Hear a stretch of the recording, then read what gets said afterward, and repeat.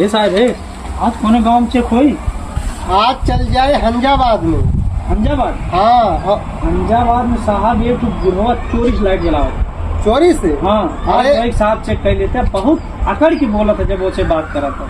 चला यार देखिए कितना आकर के बोला था, तो ये बात मुझे पहले क्यों नहीं बताए? साहब चला आज ऊपर तरवे काट दिया। चला चला चलो।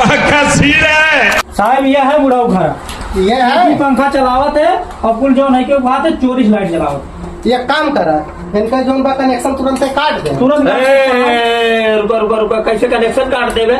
कनेक्शन काट देवे तो सब जवान काट देव हम। चोरी से लाइट जलावत है, कनेक्शन काहे न काट दे? चोरी जलावत है तो का लागत वो चोरी जलत वाला। लाइनमैन ये बुढ़वा ढेर बोलत बा।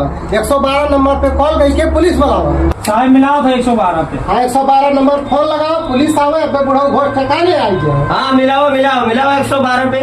112 वाले आई हैं, कह दे साहब आ रहे लाइन काट है और हमारे घर में सब चोरी करत रहे। मिलावा मिलावा 112। जैसे 112 आए ना धाई के चपवाई दे भैया में सही तोरे सो।